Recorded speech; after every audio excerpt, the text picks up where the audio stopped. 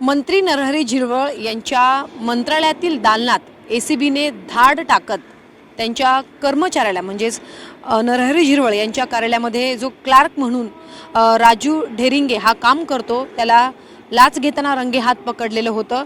हा प्रकरण एवढा गाजला की विरोधकांनी तोंडसुख घेत राज्य सरकारवरती टीकेची झोड उठवली। मंत्री झिरवळ यांनी असं म्हटलं की जर या चौकशीमध्ये काही आढळलं तर मी स्वतः राजीनामा देईल। आणि हे प्रकरण ताजं असतानाच सेम अधिकारी म्हणजे क्लार्कच एका व्यक्तीकडनं लाच घेतानाचा जो व्हिडिओ आहे तो बाहेर आलेला आहे। स्टिंग ऑपरेशन एका सर्वसामान्य व्यक्तीने केलेलं होतं आणि तो व्हिडिओ काल संध्याकाळी बाहेर आला आणि पुन्हा एकदा त्या व्हिडिओने खळबळ माजली। ज्या व्यक्तीने तो व्हिडिओ काढलेला होता, स्टिंग ऑपरेशन केलेलं होतं, ते आपल्या सोबत आहेत। आपण त्यांच्याशी बातचीत करूया। खरं तर आधी तुमचं नाव सांगा आणि जो व्हिडिओ काल बाहेर आलेला आहे तो व्हिडिओ काढण्यामागचं काय कारण होतं आणि तो व्हिडिओ कधीचा आहे? माझं नाव निर्मल शर्मा आहे। माझं एक शॉप आहे मेडिकल। काही दिवसा अगोदर माझ्या इथं एक आमच्या इथं जे डिपार्टमेंट आहेत FDA त्यांचा एक व्हिजिट झालेला माझ्या इथं आणि त्यामध्ये माझ्या इथं काही त्रुटी होती ज्यावर आमच्या डिपार्टमेंटने मला एक शोकॉज नोटीस दिलेलं। त्याच्या जबाबमध्ये मी त्यांना लिखितमध्ये जे माझं जबाब होता ते दिलेलं। त्यानंतर मला एक आदेश आला आमच्या इथून की तुम्हाला हे परवाना जे आहे तुमचा ह्या त्रुटीमुळे म्हणजे बिल सिक्वेन्समध्ये नव्हतं, आय ड्रॉप वगैरे जे आहेत ते एक बाहेर ठेवलेली होती कारण की कस्टमरचा ऑर्डर होता, माटी वगैरे होती, रोडवर दुकानं माटी वगैरे येणारच म्हणून हे सर्व पॉईंटवर मला एका महिन्याचं जे आहेत माझं स्थगित सस्पेन्शनचा ऑर्डर आलेला। त्या ऑर्डरच्या विरुद्ध त्या आदेशाविरुद्ध मी मंत्रालयामध्ये गेलो। 7 तारखेला माझी फाईल जी आहेत ते तिथं सबमिट केली, राजू ढेरिंगेला दिली। फाईल दिल्यानंतर 13 तारखेला मला हिअरिंगसाठी बोलवलेलं गेलं की तुम्ही 13 तारखेला या, उपस्थित राहा, मंत्री महोदयांच्या समोर तुमचं हिअरिंग आहेत। पण तिथं मी गेलो। मला तिथं त्या टायमाला डॉक्टर रामदास गाडे मंत्री महोदयांचे PA ते तिथं भेटले। ते आतमध्ये कॅबिनमध्ये होते आणि त्यानंतर मला बोलवलं गेलं की तुम्ही या आणि तुमचं जे काही पण आहेत ते तुम्ही आम्हाला सांगा। मी आतमध्ये गेलो, राजू ढेरिंगेने मला बोलवलं, मी आतमध्ये गेलो।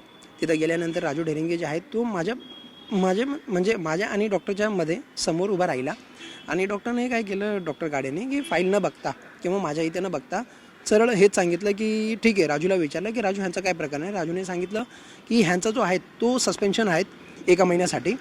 तर ठीक आहे। मंत्री डॉक्टर गाडे साहेबांनी काय केलं की फक्त एक पेपर घेतला, त्यांचे जे स्टिकी नोट असतात त्यावर 2 लाईन मारले। एक लाईनाचा मतलब, एक लाईनाचा अर्थ आहे, एक लाईन मारली म्हणजे 50,000, 2 मारल्या तर म्हणजे 1 लाख असं सांगून लाईन मारून राजूला सांगितलं की राजू ह्यांचा काय प्रकरण आहे बघून घे। त्यानंतर राजू मला बाहेर आला। राजूने मला सांगितलं की तुमचं आहे, तुम्हाला 1,10,000 द्यावं लागेल, तुम्हाला सस्पेन्शन म्हणजे स्टे ऑर्डर जे आहे तर भेटून जाईल। त्या टाईमला 13 तारखेला मी राजूला स्पष्टपणे नकार दिला की बाबा एवढी कॅपॅसिटी माझी नाही आहे, मी एवढे पैसे नाही देऊ शकत। त्यानंतर मी परत तिथं गेलो।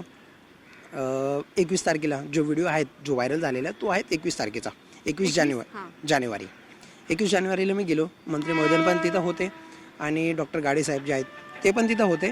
त्या टाईमाला मी गेल्यानंतर मी तिथं प्रयत्न केला की मंत्री महोदयांशी मी भेटू, पण मला तिथं भेट झाली नाही कारण की आणखी काही लोक होते। व्हिडिओमध्ये तो व्यक्ती काय म्हणतो? व्हिडिओमध्ये डॉक्टर रामदास गाडे हे म्हणतात की बाबा गाडे डॉक्टर गाडे स्वतः आहेत आणि त्यांच्या पाठीमागे राजू ढेरिंगे दोन्ही लोक स्वतः दिसत आहेत। राजू ढेरिंगे फक्त पहिला म्हणजे राजू ढेरिंगे डॉक्टर गाडेला हा म्हणतोय की ह्याची कॅपॅसिटी आहे 25,000ची। हा माणूस 25,000साठी सांगतोय। तर ह्याच्या जबाबमध्ये डॉक्टर रामदास गाडे काय म्हणतात मला की बाबा 25,000 तर आजच्या टायमाला तलाठीसुद्धा नाही घेत, आम्ही 25,000 कसे देऊ? मी म्हटलं की साहेब माझी एवढी कॅपॅसिटी आहे, मी ह्याच्यावर नाही देऊ शकत। तर मला डॉक्टर गाडे काय म्हणतात की बाबा तुझी एवढी कॅपॅसिटी नाही असेल तर एक काम कर, तू माझ्या घरी ये, मी तुला 5 दिवस जेवण करवतो, पण पैसे तुला पूर्ण द्यावं लागेल असं सांगून। आणि प्रकरण होतं पण कुठं एक ओपन पण झालेला, काही प्रेशर वगैरे पण आलेला, म्हणून ते मला म्हणतात की तुझ्यासाठी खूप चर्चा पण झालेली आहे, खूप लोकांचा फोन पण आलेला आहे, तुझं हे काही पण जे पण आहे प्रॉब्लेम हे लवकरात लवकर संपव, चर्चा बंद कर। त्यानंतर राजूला सांगितलं की राजू जे काही पण असेल जेवढे पण आहेत आपल्या कमीत रेट ह्या रेटमध्ये जा आणि ह्यांना क्लोज कर। तर राजू मला साईडमध्ये पॅसेज आहेत तिथं घेऊन गेला। तिथं राजूने मला हेच सांगितलं की बघा तुमच्यासाठी जे आहेत बाकींसाठी 1 लाख आहेत, पण तुमच्या मॅटरमध्ये आम्ही 50% तुम्हाला डिस्काउंट देऊ, तुमच्याकडून आम्ही अर्धे घेऊया पैसे, म्हणजे 1,10,000चे आधे 55,000 त्याने राजूने माझ्याकडून मागितले. तर मला होतं, गरज होती म्हणून मी त्याला ते पैसे दिले. आणि जे व्हिडिओ आहेत त्यामध्ये दोन्ही पण आहे. डॉक्टर रामदास गाडे पण क्लिअरपणे दिसत आहेत, त्यांचा आवाजसुद्धा आहेत आणि राजू ढेरिंगे हे पण आहेत. नक्कीच तुम्ही ते पैसे त्यांना दिले 50,000? हो, मग मला द्यावंच लागले, कारण की मला होतं स्टे ऑर्डर पाहिजेत, नाहीतर आहेत दुकान आहेत भाड्याचं दुकान आहेत, घर आहेत. मग तुम्ही हा व्हिडिओ एवढा उशिरा का जाहीर केला? काही असे होतं की एकदा मी म्हटलं जाऊ द्या, पॉलिटिकल हे प्रेशर आहेत किंवा हे असं काही होईल. आम्ही छोटी माणसं, आमच्याकडे बॅकबोनमध्ये कोणी पण नाही आहे, म्हणून हा मी एकदा सोडून दिलेला. वडिलांनी सांगितलं की जाऊ द्या, एवढं नाही करायचं कोण, मी म्हणजे सोडून दिलेलं. पण एक होतं की कारण की त्या माणसाने डॉक्टर रामदास गाडेने न बघितला सरळ आम्हाला, म्हणजे आमची मेडिकलवाले आहोत आम्हाला काहीच नाही की ठीक आहे तुम्हाला एवढे पैसे द्यावंच लागेल. आणखी पण लोक होते जिथं ते MLA ला घेऊन आलेले किंवा काही पॉलिटिकल कनेक्शन, त्यांना सुद्धा काही नाही. मग काल तुम्ही हा व्हिडिओ कशा पद्धतीने बाहेर काढला आणि परवा जे मागच्या आठवड्यात जे प्रकरण झालेलं होतं की राजू ढेरिंगे हे लाच घेताना त्यांना ACBच्या अधिकाऱ्यांनी पकडलेलं होतं, त्यानंतर तुम्हाला असं वाटलं की हा व्हिडिओ बाहेर काढला पाहिजे? हां, मला हा व्हिडिओ जेव्हा आलेला, म्हणजे जे तक्रारकर्ता आहेत हरिराम घांशी, ह्यांची तक्रार मी बघितली ACBमध्ये की ACBने राजू ढेरिंगेला पकडलं. तर मला पण वाटलं की जे मी केलं आहे हे मला काही ना काही याचं सपोर्ट करावं पाहिजे, कारण की हे अशी लोक सिस्टममध्ये आहेत, हे कुठं ना कुठं तर प्रॉब्लेम करणार आहे. आज ह्या FDA आहेत, उद्या ते कोणत्या दुसऱ्या डिपार्टमेंटमध्ये ट्रान्सफर झाले, ह्यांना सवय लागलेली आहे, हे सवय सुटणार नाही. पण म्हणून मी एक ट्राय केलं की म्हटलं ठीक आहे चालेल, मी हे नाही करू शकलो पण मी ह्या माणसाच्या पाठीमागे मी उभा आहे, ह्याच्यासोबत मी उभा आहे. असंही म्हटलं जातं ना की लाच घेणारा आणि देणारा हे दोन्ही तेवढे जबाबदार असतात. तुम्ही तर लाच देऊन महिना उलटला, म्हणजे 15 ते 20 दिवस उलटले. तुमची पण चूक आहे असं आहेत. पण त्या टाइमला मला एक भीती पण होती, आणि मी एकटा भीती होती? कोणाची भीती होती? मंत्र्यांची होती? मंत्र्यांची नाही, पण आम्ही कसं ना की आम्ही एक नॉर्मल व्यापारी माणूस, आम्हाला ह्या काही घेणं देणं नाही आहे. सकाळी आले, दुकानावर आले, रात्री बंद करून घरी गेले, फक्त आम्हाला एवढं माहिती आहे. पण एक आहे की एक भीती असते की आजपर्यंत असं काही आम्हाला घडलं नाही आहे, हे पहिल्यांदा प्रकरण झालेलं आमच्यासोबत. म्हणून अजून काही व्हिडिओ तुमच्याकडे आहे का ज्याच्यामध्ये पैसे घेताना तुम्ही तो व्हिडिओ शूट केला असेल? नाही, एक व्हिडिओ आहेत पण त्यामध्ये स्पष्टपणे दिसत नाही आहे पैसे घेताना राजू ढेरिंगे माझ्यासमोर पैसे दिले, कोणी दिले मला हे पण माहिती आहे. पण त्या व्हिडिओमध्ये तो प्रॉपर पिक्चर नाही झाला. जो व्हिडिओ आहे माझ्याकडे ज्यामध्ये राजू ढेरिंगे मला म्हणतोय की तुम्हाला 50% डिस्काउंट आहे, त्या व्हिडिओच्या म्हणजे मिडलमध्ये तो आहे. पण मंत्रालयामध्ये तर एवढे कॅश घेऊन जाऊ देऊ शकत नाही, मग तुम्ही एवढे पैसे घेऊन कुठे त्यांना भेटले आणि कुठे हे पैसे दिले? मी त्यांना हे पैसे बाहेर दिलेले, ते बाहेर कुठे? गेटच्या बाहेर. आणि हे पण पैसे कसं राजूने मला 21 तारखेला सांगितलेलं की तुम्हाला एवढे पैसे द्यायचे, आणि मी इथून कुठून गोळा करून त्यांना मी 28 तारखेला पैसे दिले.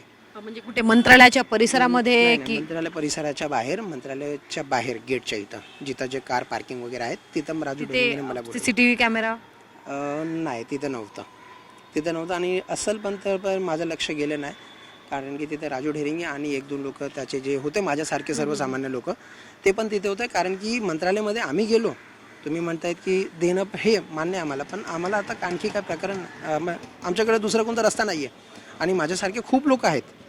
तुम्ही जर मंत्रालयामध्ये गेले, तिकडची फाईल ओपन केली, माझ्यासारखे प्रत्येक आहेत, 100 पैकी 90% लोक आहेत ज्यांनी पैसे दिलेलेच आहे, पण ते बाहेर नाही आले. घ्यायला या ठिकाणी या असं तुम्हाला सांगितलं गेलं होतं? राजू ढेरिंगेने मला हेच सांगितलं की तुम्ही पैसे घेऊन आल्यावर मला फोन करा. ते तर एवढं मला माहीत नाही, पण एक माझ्यासारखंच होता मेडिकलवाला, त्यांचा पण तोच प्रॉब्लेम, त्याने पण पैसे दिलेले त्यांना. हां, आणि राजू ढेरिंगेने हेच सांगितलं की तुम्ही मंत्रालयाच्या गेटच्या इथं आले की मला फोन करा, मी तुम्हाला बाहेर भेटतो. ओके, नक्कीच. तर यापुढे काय तुमच्याकडनं काही पावलं उचलली जाणार आहे का? कसं तुम्ही म्हणालात की अशा प्रकारे इतरही डिपार्टमेंटमध्ये होत असेल, तुम्ही असं तुम्ही आता म्हणाल, त्यामुळे तुमच्याकडनं पुढे काय केलं जाणार आहे? तुम्ही सुद्धा तक्रार करणार आहात? तक्रार मी करणार आहे, पण कसं बघा, आता मंत्री महोदयाने सांगितलेलं आहे की राजू ढेरिंगेला आहेत त्याचा मूळ जो आहे डिपार्टमेंट तिथं पाठवा. पण माझा हा आहे की राजू ढेरिंगे ह्या FDA असं करू शकतो तर दुसऱ्या डिपार्टमेंटमध्ये पण करणार आहे. हां, तर हे असा माणसाला मंत्रालयामध्ये ठेवून काही काही मतलब नाही आहे, ह्याला काढून दिलं पाहिजेत. आणि जे डॉक्टर रामदास गाडे आहेत त्यांवर कठोर कारवाई केली पाहिजेत, कारण की तेच आहेत जे राजू ढेरिंगेला सांगतात. राजू ढेरिंगे एक क्लर्क आहेत, राजू ढेरिंगे क्लर्क आहेत. क्लर्कची एवढी कॅपॅसिटी नाही आहे का तू लोकांकडे एवढे पैसे तो मागू शकतो. ह्या पाठीमागे सरळ सरळ हेच दिसतं आहे की डॉक्टर रामदास गाडे ह्यांचा हात आहे. नक्कीच.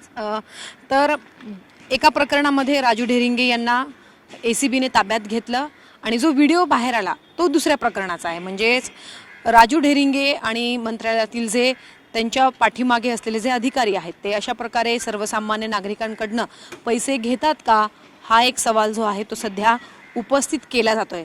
आणि दुसरं महत्त्वाचं म्हणजे राजू ढेरिंगे फक्त मंत्री झिरवळ यांच्याच कार्यालयात नाही, तर असे राजू ढेरिंगे हे कोणकोणत्या मंत्र्यांकडे हे काम करतात हे खरं तर बाहेर येणं तेवढंच महत्त्वाचं आहे.